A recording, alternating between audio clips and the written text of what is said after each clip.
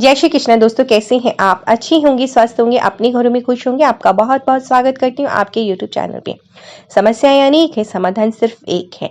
साल की आखिरी अमावस्या, जाते जाते कीजिए कुछ छोटे से अचूक से उपाय, जिससे कि घर में आपके माता लक्ष्मी का स्थिर वास हो। आने वाला साल आपके घर में खुशियां लेके आए, आपके पितरों का आशीर्वाद आप पे बना रहे और पूरे साल माता लक्ष्मी का स्थिर वास हो। तो आपके घर के जितने भी रुके कार्य हैं वो सब शुरू हो सके। तो आप इस अमावस्या पे, साल की आखिरी अमावस्या पे, कुछ छोटे से अचूक उपाय जरूर कीजिए। जो ये साल की आखिरी अमावस्या शुक्रवार के दिन पड़ रही है, बहुत ही अच्छी बात है, जिससे कि हम माता लक्ष्मी को प्रसन्न कर सकते हैं। माता लक्ष्मी प्रसन्न हो, हमारे घर में सुख समृद्धि का वास करें। और इस दिन बहुत ही दुर्लभ संयोग बन रहा है, वृद्धि योग।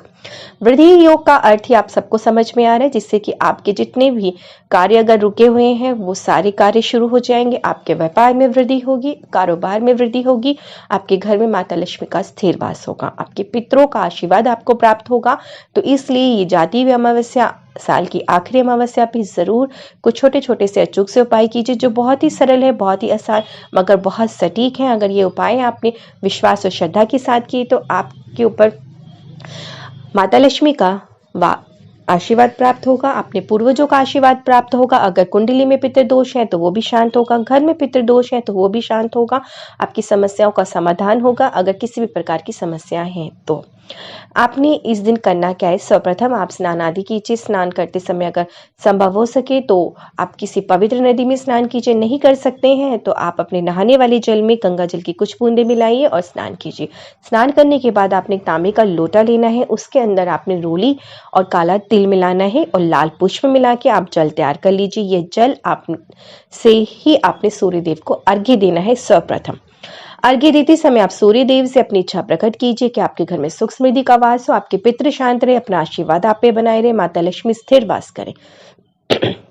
इसके बाद आपने करना क्या है, रसोई घर में जब आपका तवा चढ़े, सबसे पहली रसोई जब बने तो आप संभव हो सके तो आप अपने पितरों की इच्छा के अनुसार जो उनको पसंद था वैसा कुछ पकवान बना लीजिए। अगर नहीं बना सकते तो आप आटा गूंदिए, साफ सुथरा आटा। उस आटे में आपने गुड़ और काला तिल मिलाना है, मिला के आटा गूंद लीजिए और एक रोटी बना लीजिए। थोड़ी सी मोटी बनाएंगे और रोटी बनाते समय आप एक ही तरफ से पकाएंगे, दूसरी तरफ से नहीं पकाएंगे। धीमी आंच पे आप इस रोटी को पका लीजिए। इसके 3 टुकड़े कीजिए और एक टुकड़ा गौ माता को खिलाइए, दूसरा कुत्ते को खिलाइए, तीसरा कौवे को।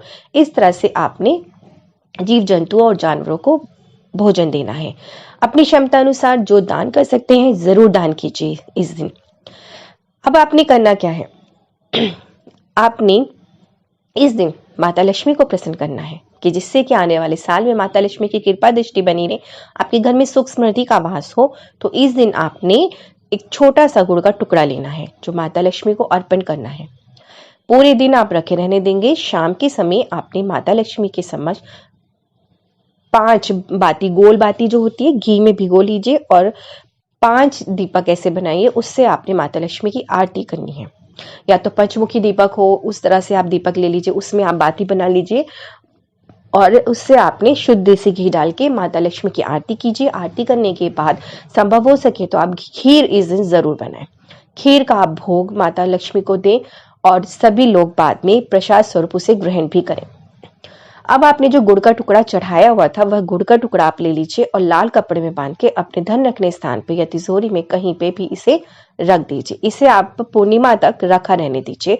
पूर्णिमा वाले दिन आप इसे उठा के किसी भी बहते हुए पानी में आप प्रवाहित कर सकते हैं। इससे माता लक्ष्मी प्रसन्न हो, आपके घर में स्थिर वास करेंगे। अब संध्या के समय सूर्यास्त के बाद ही आपने एक दीपक बनाना है, चौमुखा दीपक। उसके लिए आपने आटा गूंदना है। आटे में आपने काला तिल मिलाना है और जरा सी हल्दी मिलाने के बाद आप चौमुखी दीपक बनाइए। चौमुखी दीपक में आपने लंबी बत्ती बना के उसमें शुद्ध देसी घी डालना है। अगर घी नहीं है तब आप सरसों का तेल डालेंगे और किसी भी पीपल के वृक्ष के पास जाएंगे और ये दीपक जलाएंगे। इच्छा पूर्ति दीपक बना के आपने अपनी इच्छा बोलनी है कि माता लक्ष्मी का और आपके पितरों का आशीर्वाद आपको प्राप्त हो, आपके घर में हमेशा सुख समृद्धि बनी रहे। ये दीपक आपने प्रज्वलित करना है किसी भी पीपल के वृक्ष के पास। और एक दीपक जरूर आपने तुलसी मैया के पास जलाना है संध्या के समय, ये जरूर करना है।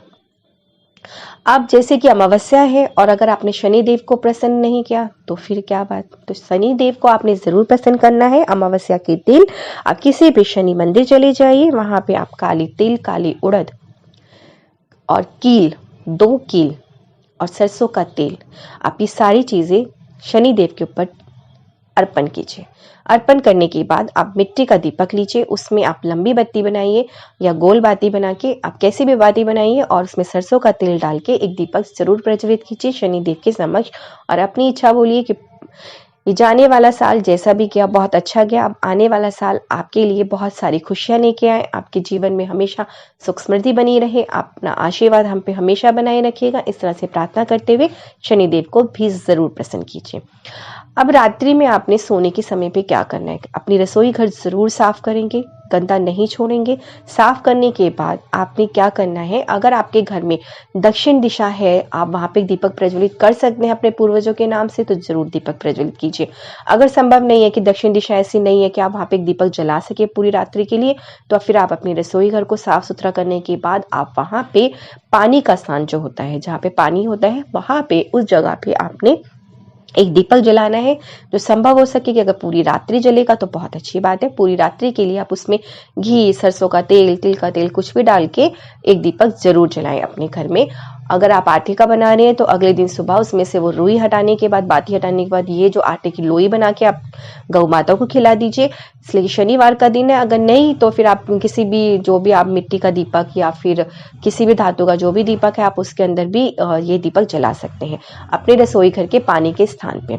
अगर वो भी पॉसिबल नहीं है तो आप ऐसा कीजिए कि अपने जो टेबल या मेज के ऊपर आप एक कटोरे में पानी भर लीजिए, पानी भर के आप उसे सेंटर पॉइंट में रखिए, वहां पे आप एक दीपक जला दीजिए और पानी का कटोरा भरा रखा रहने दीजिए, मगर ये संभव हो सके कि दीपक पूरी रात्रि जल सके। ये उपाय आप इस अमावस्या पे जरूर कीजिए। साल की आखिरी अमावस्या है, करने से आपके घर में सुख समृद्धि का वास होगा, माता लक्ष्मी का स्थिर वास होगा। आने वाला साल आपके लिए खुशियां लेके आएगा। बहुत छोटे छोटे से अचूक से उपाय हैं, अपने घर में जरूर कीजिए, जिससे कि आपके घर में सुख समृद्धि हमेशा बनी रहे। आप मुझे आगे दीजिए, मैं फिर आऊंगी इसी तरह के बहुत ही छोटे छोटे से अचूक से उपाय के साथ में। जय श्री कृष्ण।